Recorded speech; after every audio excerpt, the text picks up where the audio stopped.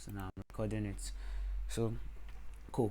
So NFTs, right? So before we start, I want to, as usual, talk about, this video, or when it's recorded, it's going to be uploaded. So like I always mention, this this meeting is just for educational purposes. It's not anything here. It's not from here. It's not financial advice.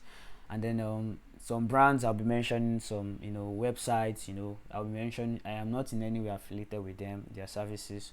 So just know that it's just me, talking about it. So let's get on with it. So NFTs. What are NFTs? So I would like to give a short scenario here.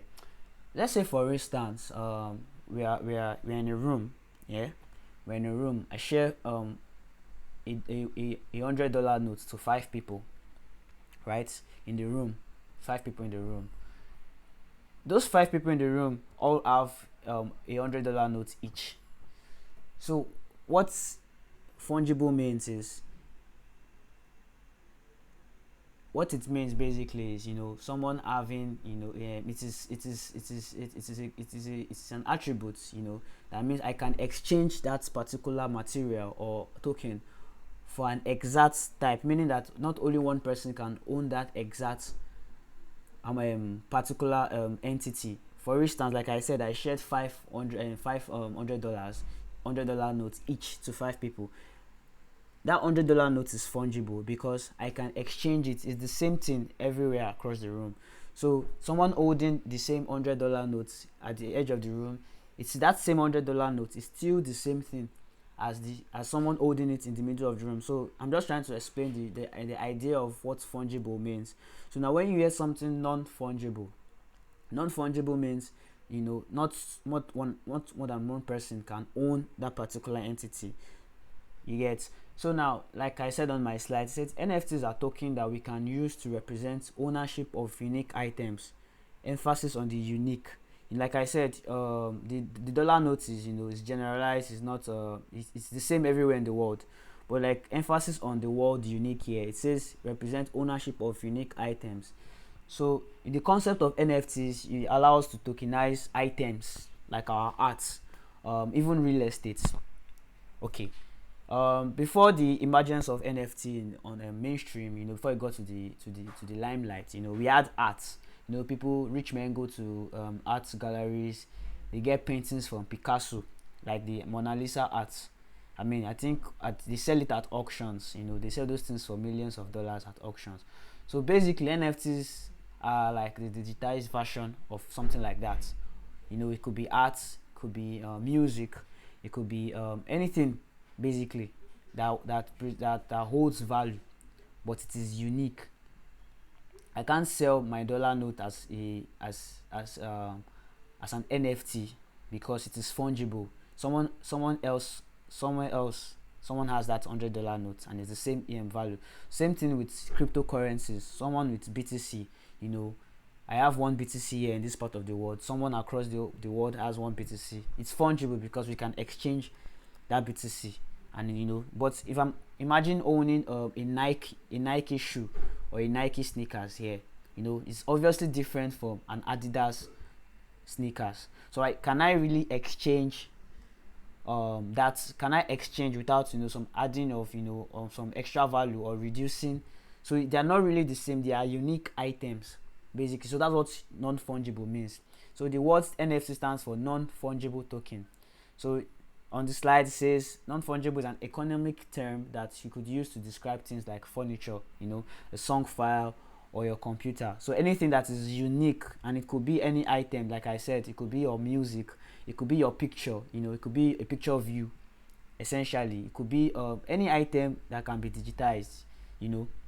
So on the other hand, fungible, like I said, it can be exchanged because their value defines them rather than their unique properties. Like I said, the dollar notes, it's not unique. If you dip it, it's just it's dollar. It's worth $100 everywhere if you ask me. So it is fungible. You can exchange it based on their value because it's definitive. All right. So let's move on to what they really are. I've been talking about what fungibility means, what non-fungibility means, but what are NFTs really? Like, what are these things? On the internet, or essentially Twitter, because I use Twitter mostly. When you talk about NFTs, the first picture that comes to your head is Bored Ape, a picture of a monkey, a picture of a cartoon. Essentially something like that. That's what comes to your mind. That is what an NFT is. But yeah, NFT is way more than that. So NFT could be digital art, like I said, GIFs, collectibles.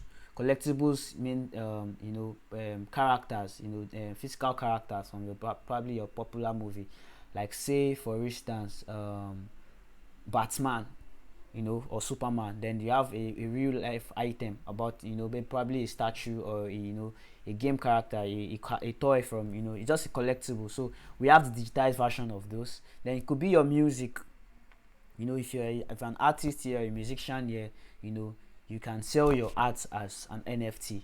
Or video, you're a video creator, you make video. Like I think recently someone sold and Netflix bought a video footage from two creators of Kanye West.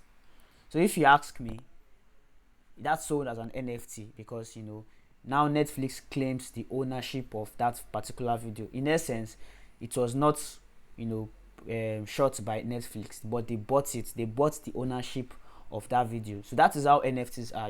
Selling ownership of a unique item. Someone else will not have that part. Yes, you can copy.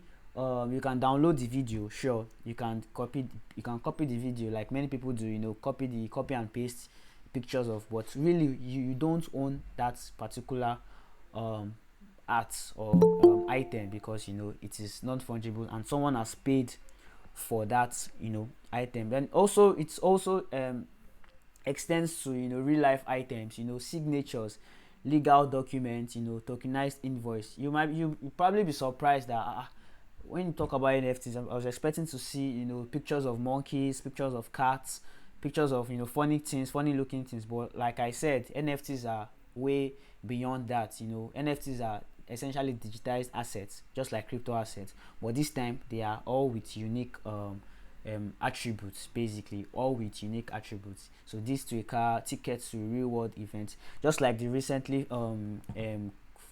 concluded event of Davido's concert in UK.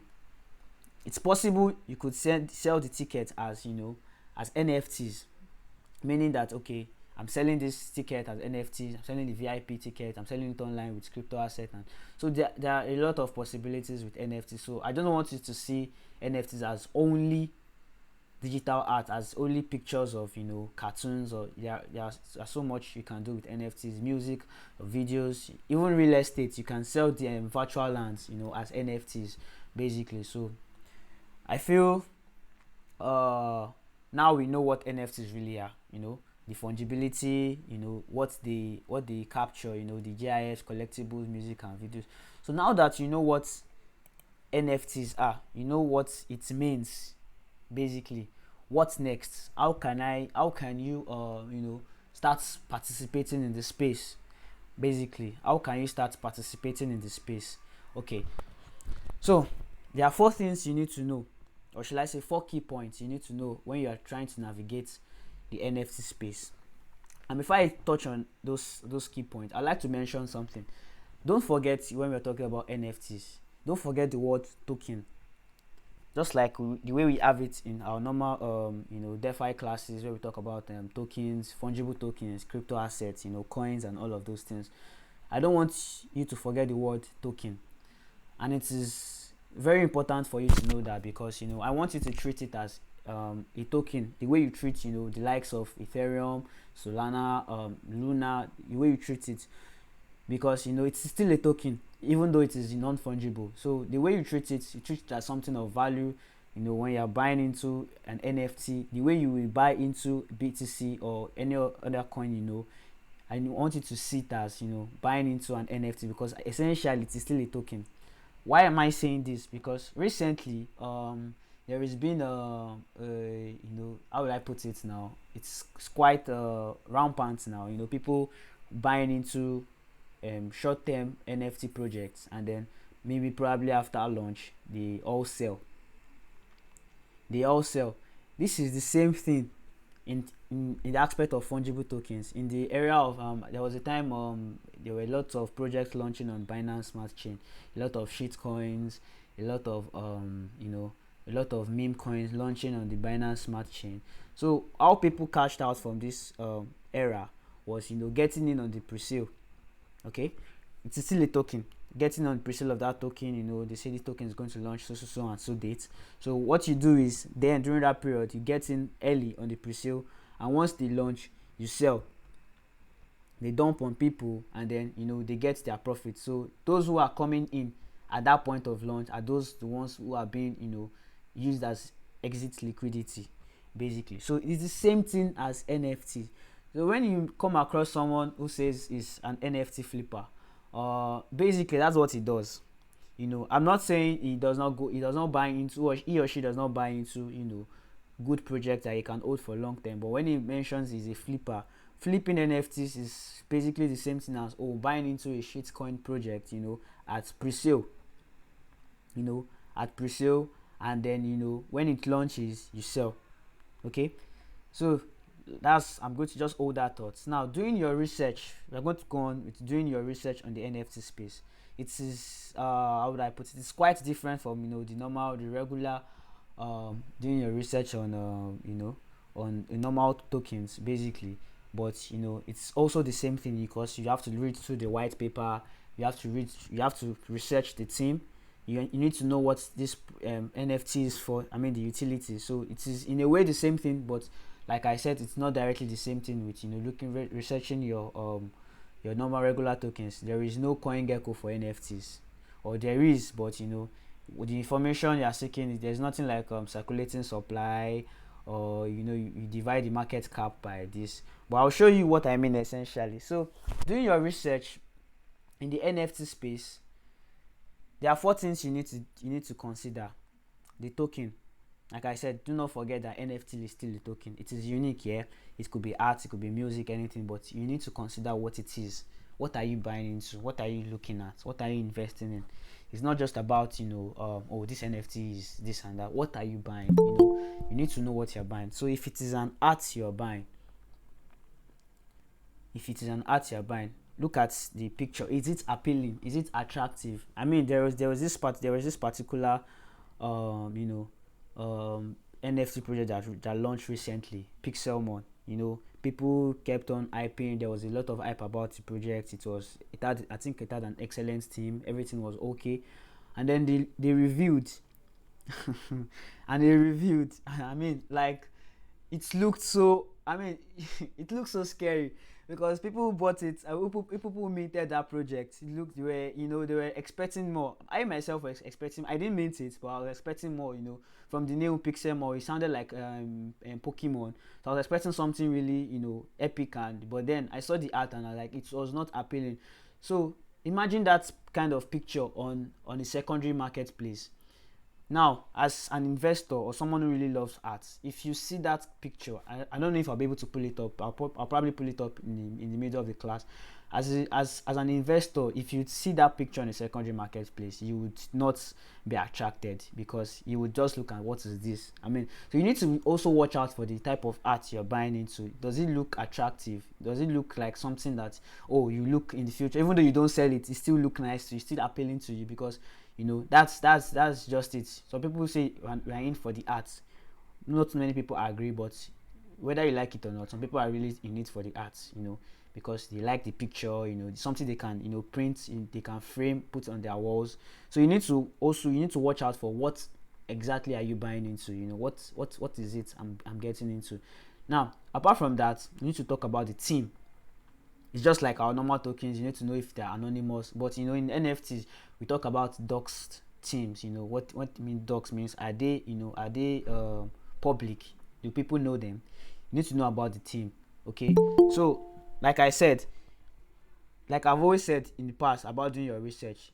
When you research a project and you see that the team is anonymous, it does not really mean that it is a scam, but it's just one of those boxes you need to check out.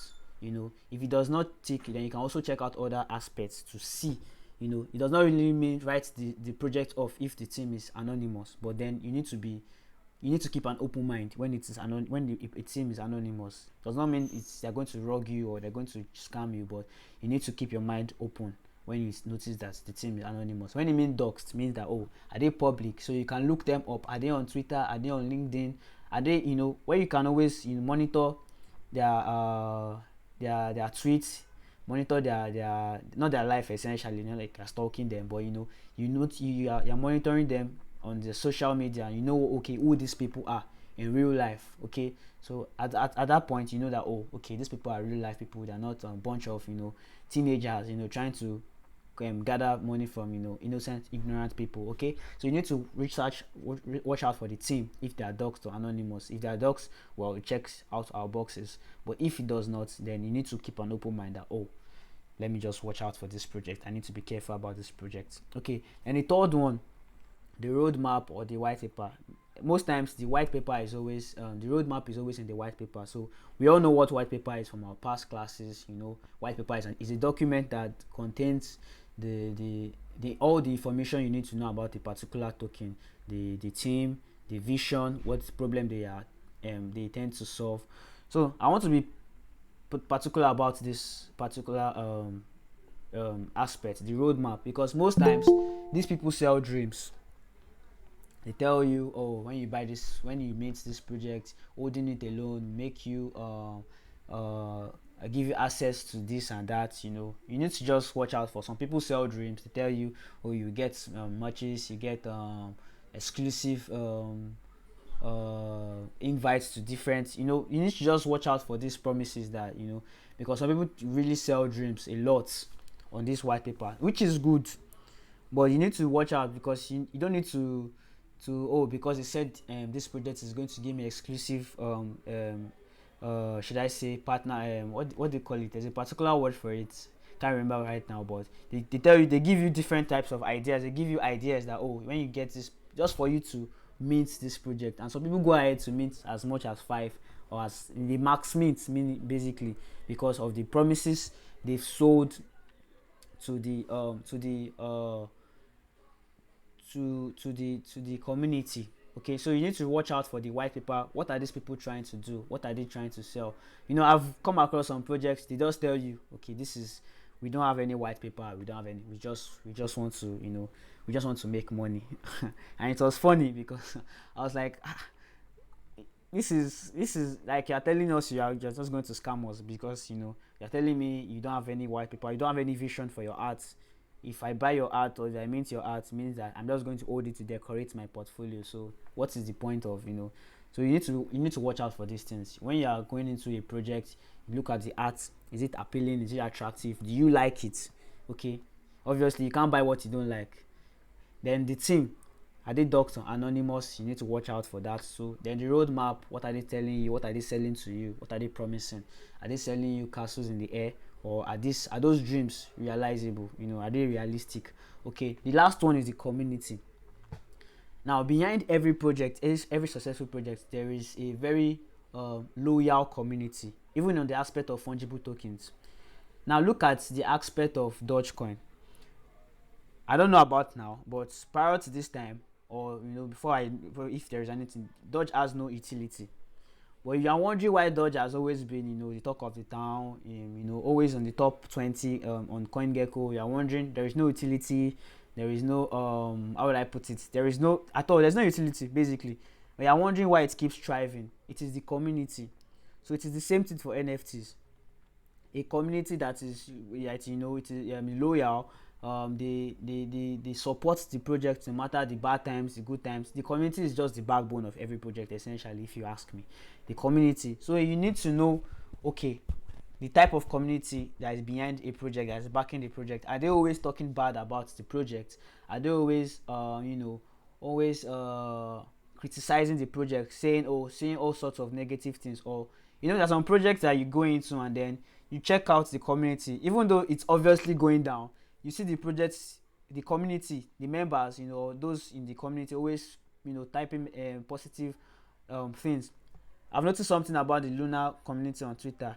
Even when Luna was down bad, they kept on talking about the Luna getting to 1,000, Luna getting to $105, Luna getting to the moon, Luna overtaking Ethereum. I mean, those things were not really realistic in the short term, but the community kept on saying positive things about it, and somehow, no matter how bad it is going to go, Luna would not fall short because of a strong community behind it.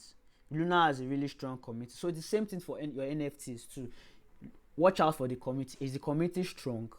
You need to watch out for. If the community is shaky, and then okay, you need to. But like I said, all these things are just boxes that you need to check out first before before you ape into a project. It does not necessarily mean that if one is lacking, means that the project will fail, because obviously not all projects can have all these things 100%. Some might have the good art, might have a perfect team, might have a very wonderful white paper, then probably they are lacking in community. It doesn't mean that the project would go to zero, no. But it's just for your safety. You need to watch out for these things. If your boxes check out 3/4, I mean, it's something that is called, compared to a project that checks your boxes 1/4. If you're doing a project A, and then the token is good, the art is good, the team is okay, you've checked them, they are very reliable, the roadmap is okay, then you don't have the community, compared to project B, that the team is just, you know the team, but the rest of the other boxes don't check out for you, so which one you would pick, or you would spend more money on, basically. So these are just the boxes you need to watch out for when you are doing your research. Check them out. The art is good, I like it, makes sense, check that. The team, are they doxed? Do I know these people? Who are they? Do a little bit of background check on them. Have they been involved in any projects before, or any scam, dubious project before? You need to check out those things. No, they are all clean, and they've participated in successful projects before. Okay, you check that box. The roadmap. This allows me to get whitelist for other projects. I can stake my NFT and earn some particular tokens or rewards. Very good, very good. Realistic visions, very good. You check that. The community, you check Twitter, you check the Discord. Positivity everywhere in the chats. Constructive criticisms. The developers are also responding to suggestions. I mean, it's a wonderful, everything is okay. So doesn't mean the project will still be successful. It's still a 50-50 chance. The market is the market, whether you like it or not. But these things will help you stay safe or play safe in this particular space, NFT space, because NFTs, the way you can make money, as fast as you can make money in NFTs, the same way as fast as you can lose money. I mean, on the normal fungible token aspects, at least when you buy a coin at $100, before it gets to zero, it will get to 50% of you get to $50. If you bought a coin at $100, before it gets to zero, it will pass through $50. Yeah. And obviously you wouldn't watch it go through $50 before it gets to zero. But NFTs, it takes only one trade, just one listing to or multiple listings to take a floor price from 0.5 Ethereum to 0.02. It's not a sequential process that from 0. No, it just takes a couple of listings or trades on OpenSea or any marketplace, to take a floor price from 0.5 Ethereum to down to 0.01 even. So you need to be careful about this, doing your research in the NFT space.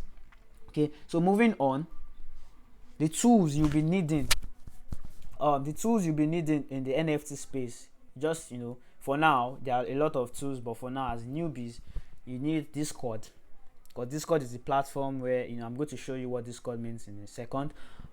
Twitter, yes, I mentioned Twitter because I want this. Twitter is a social media app. Yeah, Twitter is a very good tool for NFT projects, because mostly they get their members or their community, they onboard members from the Twitter community, because right now the largest NFT community is both on Twitter and Discord. So they get the community from Twitter to Discord, and form a community. So you need Twitter because you will need to be following a particular set of people. And then also people tend to talk about projects more on Twitter, because on Discord, this fear of being kicked out by the developers, probably for saying something critical, or something that that might implicate them not getting a whitelist. So they tend to bring their discussions to Twitter if there's a project that okay, it's possibly a scam. So you need to know how to use Twitter too. Also, if you're not a Twitter fan, then there's something called Ninja Alerts, which I'll also explain because of this presentation. Then doing analytics. Like I said, you need to treat NFTs as as fungible tokens. The same way you can do your technical analysis on fungible tokens with TradingView, you can also come to doing analytics to do your technical analysis on on NFTs. Okay, but right now there are not much people who do TA on NFTs because they just feel okay, you just flip this NFT and okay. So now, having said that, I want to go back to what I said about the shitcoin season in Binance Smart Chain. Right now, we are going through something like that on the NFT space. On OpenSea right now, or right now on Twitter, most of these NFTs that we are all flipping or we are holding, most of people are flipping once they launch to sell out. Most of these NFTs come 6 months, a year, 2 years time, 3 years time, they would be useless because like I said, there is no utility for them. Basically, it's just a quick cash grab. So it's about you if you are fast enough or if you are smart enough. You flip it immediately launch, or you wait for it to 2x or 3x and you flip it. But in the long run, this arts are just going to be useless because there is no point for you to use them. It's not going to. They will tell you when you own it, but just watch out in 6 months time, in 12 months time, most of these projects will be useless to you. To sit down in your wallet. I've had an encounter with someone 6 months ago. He was flipping, and some of the projects he didn't flip, he held.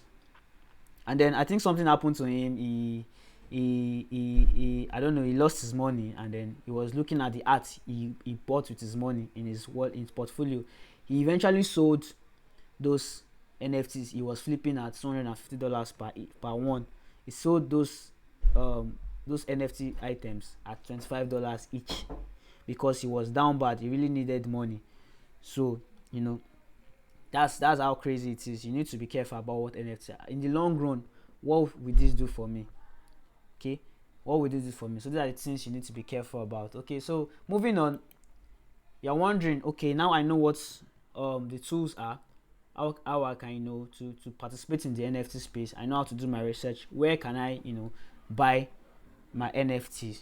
Where can I sell them? Where can I list them and buy? So we have several marketplaces, like you can see on my slide. We have the OpenSea, which is quite popular for the Ethereum blockchain. We have the OpenSea, and then we have its close competitor, Luxray. Okay, we have also on the Ethereum network. Then we have some other NFT marketplace like the Luart for the Terra ecosystem, Talis protocol for the Terra ecosystem as well. We have the SolSea for the Solana ecosystem, and then we have Treasure Marketplace. It's not here on the slide, but we have the Treasure Marketplace for the Arbitrum ecosystem. Arbitrum is a layer 2 for Ethereum, so it also has its own NFT marketplace. So knowing there is more than one secondary marketplace for NFTs, you should know, because most times you ask people, oh, where do you list your NFTs, where can I buy it? What they'll tell you is OpenSea, not knowing you can also buy or sell on Luxray, on some other platforms. So these are the different marketplaces. So the marketplace for NFTs are basically where you can buy or sell your NFTs. Okay, so now that we know that, I'm going to be showing all these things basically. So I just want to go through this slide before moving on. So now there are some common terminologies that you need to know, but before that, let me just launch my Discord so I can show us a few things. Just hold on a second. So while it is launching, let's talk about terminologies for newbies. You've probably been hearing me say mint in the course of the presentation. Mint this NFT. So what minting means is converting a digital file. It could be like I said, it could be your music, it could be your art, maybe your painting that you digitized. It could be your picture. You could mint your okay, my Discord is loading. You could mint your selfie or a video of you. What it definitely means is converting your digital files into crypto collections, or a digital asset, and it is stored on the blockchain. When you record your music and you put it on your system, it is not on the blockchain, it is on your system. But the moment you convert it, when you upload it to a marketplace, you list it. To list it, you it becomes a mint. You've minted that particular file or that item because you've converted it from digital files into a crypto collection or a digital asset that is now stored on the blockchain. So now your picture is not more on your system alone, it is now on the blockchain. It is now immutable on the blockchain, meaning that, oh, you've minted, that means you've minted it. So when you hear mint, it means, so generally when you are grinding for projects on the project whitelist on Discord, you basically hear, oh, you are going to mint. So what they are doing is they are giving you access to their art. Okay, so when you mint it, you are going to pay some amount of money, which you are going to go into in a few seconds. They are allowing you to convert your art into a digital asset, which is now stored on the blockchain. And in the sense that, okay, that blockchain is in your wallet, because your wallet is also on the blockchain, wallet address. So you mint it to your wallet address, so it is assigned to your own wallet address, so it is basically on the blockchain. Now, mint price, there is a price for minting from a particular project. So if I have my art now and I want to sell it out, I allow a set of people to mint it. Okay, I mean, I give them special access to get my art and then mint it, have it on their own private wallet. Okay, so there's a price for that, they pay for it. And of course, includes gas fees. Gas fees are fees that you pay for transactions you run on the blockchain, like on the Ethereum blockchain. That's, I'm sure we all know that. Like on the Luna, the Terra ecosystem, you pay transaction fees. They're also called, gas fees too. But basically, it's specific, should I say, to the Ethereum chain, because gas fees. Then floor price, floor price is something you also come across as well in the NFT space. When you're talking about a project or a particular art, when you hear of floor price, it is the lowest price for a collection. Okay, it is the lowest price for a collection. Most times it's for a collection. A singular art cannot have a floor price because it's just one of it. But for a collection, like the Bored Ape Yacht Club, it's a collection. So the lowest price you can get for an item from that collection is what is called the floor price. Okay, so imagine I have 10,000 a 500 Toyota cars now. Let's see cars, they are all the same, but let's see they have specific qualities. One can run faster, one can fly, one can change colors. So they are the same, they are cars, they are all cars basically, but they have different attributes. Okay, so what does it mean floor price? It means that the lowest price I can get for one of those cars, let's say it's $2,000, does not mean that I cannot get a car that's one of those a car from that collection at $5,000. Depending on the attributes of those collection. But the floor price basically means the lowest price for a collection item rather than the average item price. So I'm sure you get your idea of what that means. Then whitelist is also a word you come across, a term you come across most times. Yeah, whitelist. I have been whitelisted for this project. I need to get whitelist for this project. So what it means is, it's getting private. It's just like getting in a VIP ticket to a pre-sale. That's what I'll put it. Oh, I'm launching a particular clothing line. I'm going to launch by September, but by August I'm going to be selling to my friends, a pre-sale, to my family members, to my to everyone around me, that, oh, this I'm selling this. So by the time I'm going to sell them, I'm going to sell these shirts at $5,000 each for this shirt, but you are going to be getting it at $2,000 each, because it's a pre-sale, and you have special privilege. That is what whitelist basically means. You are getting early access to a project that is going to launch publicly. So you are getting it on early because you're getting it at a cheaper price. You're getting it at at a earlier period. So it's just like getting a VIP. And the process is you're submitting your wallet address, so they can approve it on the smart contract. Okay, this address is allowed to mint this project. Okay, so when you submit your address, when you have been whitelisted, they register it with the smart contract that enables you to mint that particular art or project.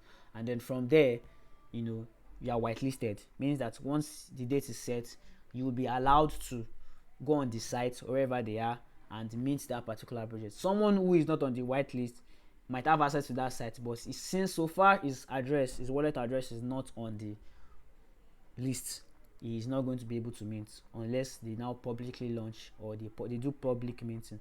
So why people do this is, why people also for this whitelist is because, it's always cheaper, and then there's a possibility that, from getting into a project early and cheaper, at some point it would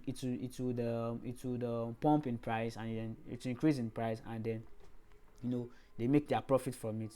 So that is just at the major ones. You have other things you'll be hearing, like you'll be hearing doxing. I mentioned what doxing is. All those things. Gas fees are the, you have heard of gas wars. When a lot of people are trying to use the Ethereum blockchain, so people fight gas wars, meaning that people pay a lot of money. So gas fees are money you pay essentially for your transaction. So, the higher the money, when a lot of people are on the blockchain, the gas fees tend to be higher. So people, for their transactions to go faster before a project gets that sells out. I'll give you a live scenario.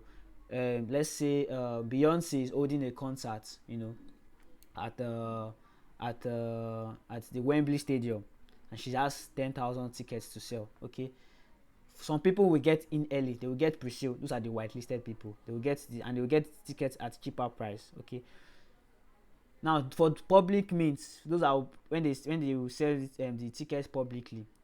They will be on the site where they are buying the tickets from. There will be traffic, and so imagine you are paying your network some amount of it to make it faster, to boost your network, to make it faster. It won't sell out on you, and you won't miss out on. So that's what we call gas wars. People are paying. So imagine you with your $1,000. You are minting a project with $500, and then, some people are paying times two of your entire liquidity for gas wars. So who would you think would get the transaction through faster?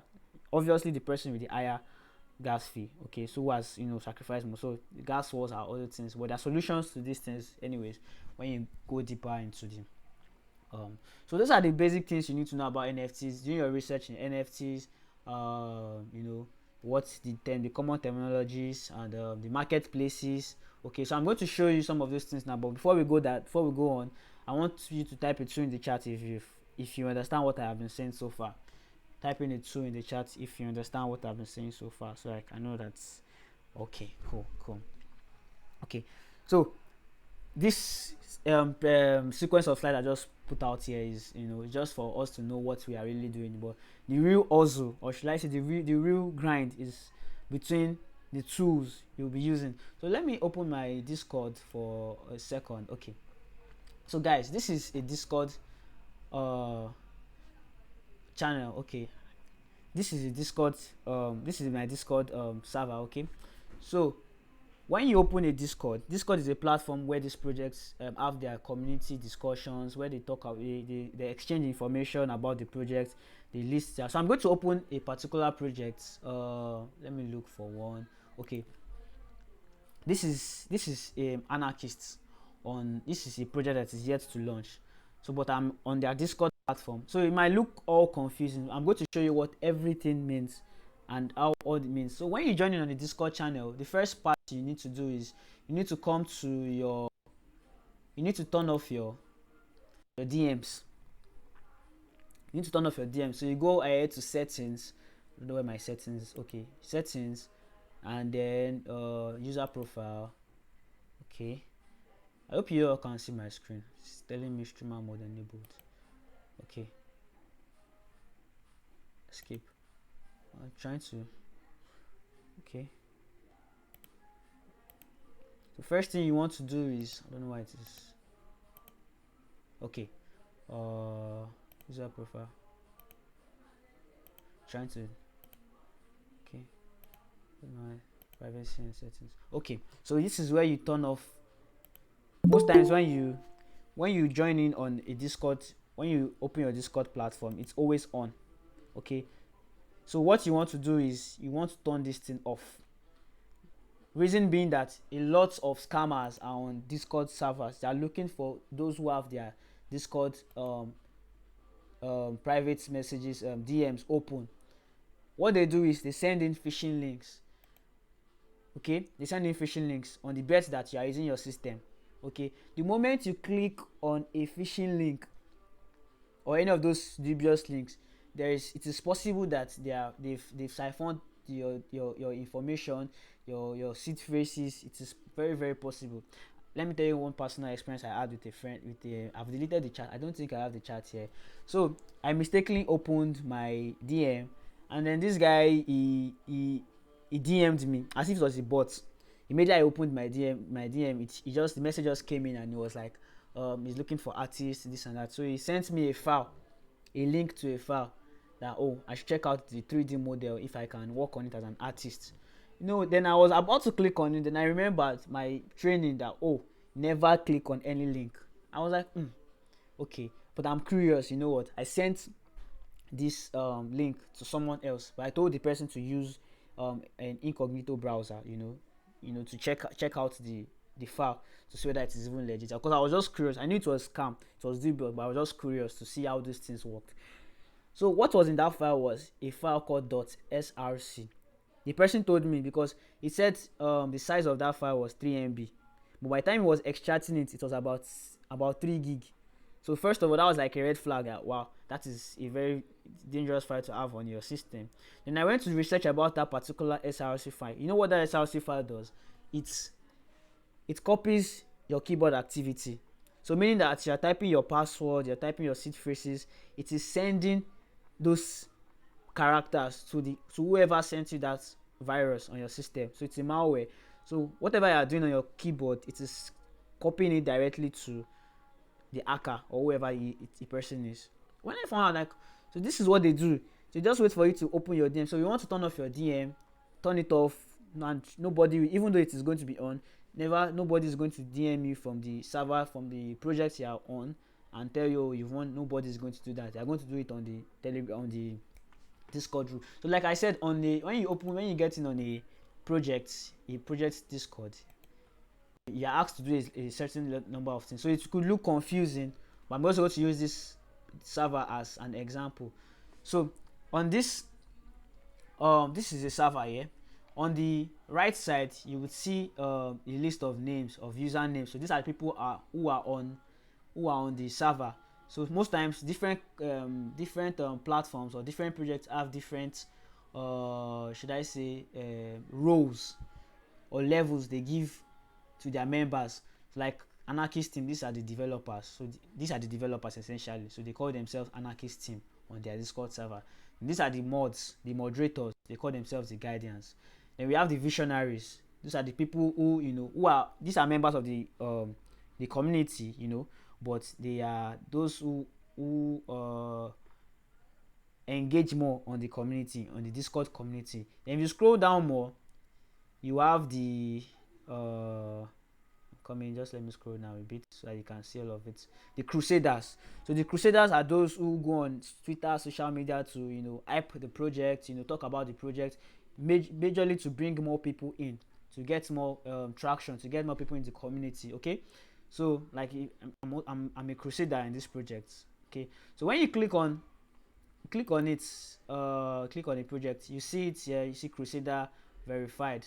Okay, so now you see all those information here. So on the left side, sorry, here on this place, you see the mint date. They tell you are going to mint on the March 21st of this year, meaning that those who have been whitelisted, you can see it says 506 people out of 3,470 people have been whitelisted, meaning that they've been given access. They've submitted their addresses for this private for this VIP list, for them they'll be able to mint this particular project earlier than the rest of the members on the community. So they've been whitelisted. So this is the date they will be whitelisted. This is the information. They have 3,000 followers on Twitter right now. On Discord, they have 3,472. So these are the visionaries. These are their roles. The crusaders, the altruists. So if you scroll down, I don't want this thing to look so difficult, because it can be overwhelming when you are using Discord. So this part is for verification. When you come in and you all this other will not be made available until you verify. So you click on it, and then you probably have to react. When you say react, you just click on one of these emojis, and then it shows that you are verified. So then the other parts become active for you. So majorly, most of these parts here are not always should I say important to you. What you want to do when you join a Discord server is, first place you want to look out for is their white paper or a roadmap. In this case, this one is frequently asked questions. Those are the first places you want to look out for. You look, so this is where you find the information about the project, their FAQ, or some projects you see they call it roadmap, some they call it white paper, or they call it information about them. So these are the places you want to check out in the NFT journey. So you look out for this, read about them. Someone is talking about their mint price, the collection of what they are going to be, their blockchain. How do you get? So this is how you know what to do to get your whitelist for this project. Now they say you have a few options. Through how do I get on your whitelist? It says through a partner collaboration or server engagement. Reach level 15 on the server. This is just one of the two ways you can be whitelisted. So there are different projects with different activities. Some tell you, okay, drop fan art for us, drop some memes, and then you have to just be active. For this one, it says just be active on the server and get to level 15. So when you see this and none of this concerns you, all these campaigns, announcements, all you just want to do is to get the whitelist. Okay, so you come over to general chat. This is where everyone is, people on the chat, where and then you engage. And now this is where it comes to personal, should I say personal, just this your personality basically. Some people just come here because they want to get whitelist. They begin to spam the chat. I use this as an opportunity to meet new friends, talk to people. This is where you meet different people from all spheres of life. You come there and then engage in honest conversations. Sometimes you don't even need to talk as much as, sometimes you'll be funny, you find yourself talking to the developer himself, and you'll be like, oh, this guy was really very, very lively in the chat, and then get whitelisted. I've been on a project before. I just got in, and because I was funny, I said some funny things, and the developers were laughing, and I came back the next day, I checked, and I was already whitelisted. And I checked the qualifications for being whitelisted. I met none of them. So some of these times you do not even need to do all those, but just be helpful on this Discord channel. When someone comes in, ask questions, try to answer honestly, engage deep. And sometimes you don't notice, you probably have to do this. You have to draw. I've drawn several of some of these projects, and so there are different things, but general chat is where you come and engage. Then there are different parts where how to mint, how to sell. So don't let these things overwhelm you. These are just particular channels. So Discord is a server, just like Telegram. Now Telegram has different channels in it. I'm sure you have a channel for football updates, you have a channel for sports, for political news updates, like just like that. So this is the way it is. That basically Discord is the server generally, and a project server is where you under it then you have several channels. So for this channel, it's the general chat channel, meaning that everyone can talk on it. There are channels that are locked, meaning that only the admins can pass information through it. Just like my Telegram channel now, it is like one of those is locked. Only me can, only the admins can pass information through it. So these are the basic things you need to know basically at Discord. So some projects will ask you to draw, some will tell you to invite 10 people, some will tell you to just be active, some will tell you to post on Twitter. So if depending on your schedule or your capabilities, you can decide which one you want to do and then get whitelisted. And I told you what whitelisting is. Whitelisting is basically to help you to get on a pre-sale. Okay, that's Discord for you generally. Basically, don't forget to turn off your DMs. The lesson to take home from this Discord is don't forget to turn on your DM on Discord, and never click on any link, even on the general chat. Never click on any link. Okay, cool. Now that we are good with Discord, okay, so I'm sure the Discord will be kind of when you but I'm sure with time you get used to it. It was quite confusing for me. So the other two I need you to know about is the Ninja Alerts app. Okay, the Ninja Alert app, I don't use it myself basically because it is paid for, but I've if you are really looking into going NFTs for real, like real time or big time, you're willing to go into it full time, this is an app you would probably make your friend. So like I said, it is paid for. Okay, so what it is join the Discord. It's what it does is it alerts you when a whale or someone popular in the NFT space apes into a project. Okay, say for instance now, you know, a particular okay, a particular a particular, or should I say, celebrity. For instance now, someone like Eminem. The time he bought Bored Ape when he bought into Bored Ape, people on the Ninja Alert app got the notification that, oh, someone, this particular person got, um you know. So these are the things. So when someone is minting, when a particular person is minting, uh like, look, I want you to look close to this particular. I don't know if you can see it. I'm trying to get. Don't know. Okay, comes coming. Just give me a second. I don't know if you can look. You can see this alert here. It says Pranksy, and look at my cursor. It says Pranksy just minted Ninja Alerts lifetime membership. So Pranksy is a very well-known NFT trader or collector. So these are, if you're someone that follows those people and you're wondering, oh, you just minted this particular project, it is worth looking at, right? You go ahead and read about the project. Is it possible for you to mint it? Is it possible to buy secondary on the secondary market? Because definitely for these guys to be minting this project, meaning that they've done their research, and it's possible that the project is worth the hype, or is worth minting. Okay, so like I said, these are the tools you need to you can use. Not that they necessarily mean a project is going to be successful. It just means that, oh, these are the things I can use to to research. So if you're not sure about a project, and then all of a sudden you get a ninja alert that, oh, a very well-known NFT collector just minted that project, you'd be like, okay, there is something this person is seeing, because obviously he has gotten to project and has been successful. So meaning there is something he's seeing I am not seeing, and then you're not discouraged easily, okay, from other things you are seeing. So these are the things you can also do.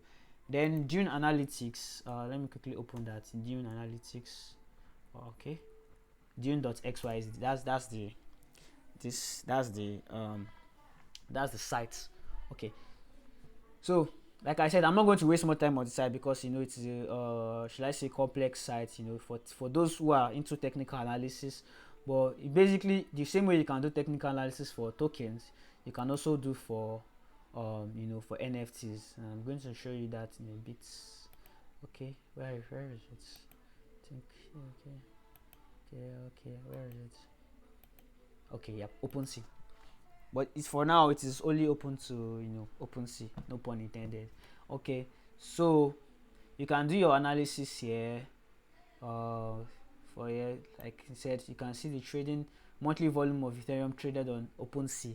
You can see it reached an all-time high around October 2021. For daily, so all these things you can do your technical analysis. For those who are into technical analysis, I'm not yet technical. I'm more of a fundamental analysis guy. So but for those who are into technical analysis, this data means something to you. You can use it to make your research. Dune Analytics is a site you can use to do that, basically. So that's for for your TA, for NFTs. And then lastly, Twitter. Why I mentioned Twitter was, I mentioned Twitter because Twitter is where you would find more of your information from, about the team, about the project. Because on Discord, I might not be comfortable enough to talk about. If I find out that this particular project is a scam, I might not be comfortable to drop that information on the particular project's channel, because number one, it's going to be rude, and I'll be scared that, oh, what if I'm wrong and they kick me out for my. So those things. So Twitter is where you find those stakes on a project. Say for instance now, there's a particular project, I know most of us might know it, Blotus. Blotus was, it all started, everyone was joining, I got whitelisted, everyone was happy. And then some people did research and found out that Squiggles, which was a dubious project before, that went bad, that turned out bad, retweeted the Blotus tweets. So it started raising flags, and then people started doing more research, and then so Twitter is where you see all those things. Twitter is of course is where you see all those people doing the research, doing the work, doxing out those teams. So you need to be on Twitter to be following this project, to be following this these whales, to be following these celebrities, following these NFT collectors, popular NFT collectors, because you need to be watching out for what they are seeing. You could be in a project that is a rug. A rug means a project that is going to, that is going to go to zero, or that is obviously a scam. No utility, they just want you to mint, and then that's the end. They pack up and leave. So that is what they call a rug. So most of these projects you're on is probably a rug, but if you're not on the Twitter community, you're not watching out for the tweets that, oh, what's this project up to, what are people saying about it, I mean, it's going to harm me in some aspects. Now that I've talked about all I know about NFTs, obviously it's not all I know, but this is what I can say for newbies. And on the surface, stay tuned on the Telegram channel, talk more about NFTs deeply. I need to talk about the art of taking profits. Okay, you know what NFTs are now. You know how to go about it, how to use the tools to your advantages. You know what they really mean, and you know what to look out for when you're doing. But do you know how to take profit? Okay, do you know how to take profit? And this does not just apply to to NFTs alone. It applies to your tokens basically. Someone said, I can't remember who said this thing, but I just remembered it randomly. He said, to be a successful trader, one must first learn how to lose. You're wondering, why must I lose? But the truth is that as a successful trader, losing, when you learn how to lose, you become really successful. You need to know how to lose, basically. So what does that mean? Okay, say for instance, I'm trading, and then if you do not even have a set goal for your profit, that you're just trading, or you're just buying into a project hoping that it will give you a life-changing money without you setting out a particular goal, a particular profit point where you're going to take profit. My mentor used to tell me that usually says that if you do not know where you are going, so many roads, so many paths or roads will take you there, will lead you there. Meaning that if you do not even know where, I mean, there are so many things that could happen to you. So you are basically confused. So the same way you make money, say for instance, I buy into a project, it does a 10x for me, but because I have not set a particular goal. I have not set a particular goal for that project I wouldn't take profit, because I would still be expecting, it's going to go 20x, it's going to go 30x, and eventually it does not go, it goes back down. I lose money because I did not set out my goals for the project, what I want, what I was expecting for. So these are the things you need to know: setting out your profit, setting out at what point will you lose, have you lost enough. That is knowing how to lose. If you are going into a project and you're saying, okay, I'm going to this project at point of, if I'm going to get a profit of 60%, I'm going to pull out. If I'm going to get a profit of 100%, I'm pulling out. On the loss aspect, I don't want to lose more than 3%. I do not want to lose more than 4%. The moment you lose 3%, you pack out of. Yes, that is how to lose, because some people expect that when they lose 3%, they be like, let me wait. It's possible that this project is going to come up, and then it goes down again to 6%. They're still like, I feel this project is going to come up again, and then it still goes to 10%, and you're like, and then that's how they lose all their money. Basically, that is how they lose all their money. But when you set out your stop losses, your take profits regions, basically, it becomes easy for you. Your trades become easy, even though you lose money. Basically,